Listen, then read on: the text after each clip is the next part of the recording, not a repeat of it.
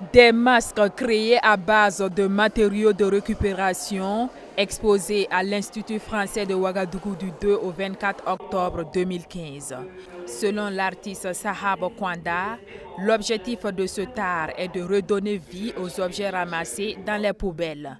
J'ai récupéré des cornes de bœuf, des casseurs de manteaux, des caoutchoucs, des portes des voitures, des couvercles de plats, des messes des femmes, etc. pour pouvoir quand même ensemble donner une vie sociale et union. Ce n'est pas venu d'une seule poubelle et je les ai unis pour pouvoir donner un message. Parce que l'union fait la force. C'est pourquoi j'ai récupéré par-ci par-là pour pouvoir donner une seconde vie à ces objets et même notre culture et même le bien-être de Burkina Faso Artel. Faites sous diverses formes, ces masques sont révélateurs des identités culturelles. Sahab Kwanda, à travers son art, veut montrer que la source de la vie est la culture.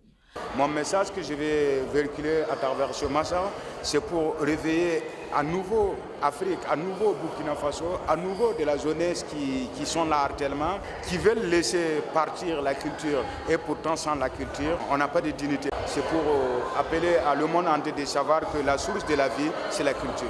J'ai pas voulu faire des séparations de plusieurs ethnies. Et j'ai voulu emporter ma touche à la culture en général.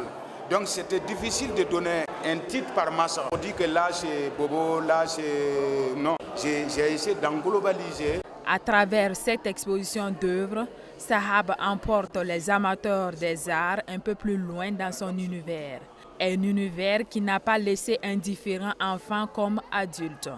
Certains ont même voulu immortaliser quelques images de masques. Tout à fait original parce qu'il y a quand même l'utilisation du métal dedans, mais aussi d'autres matériaux pour construire. Moi, je découvre un univers assez étrange et captivant à la fois. C'est pas qu'il a changé dans ce qu'il fait, l'idée est là. Je trouve qu'il a trouvé quelque chose qui peut aller dans les différentes directions envers les collectionneurs de base, envers les gens qui s'intéressent à tout ce qui est travail. J'apprécie.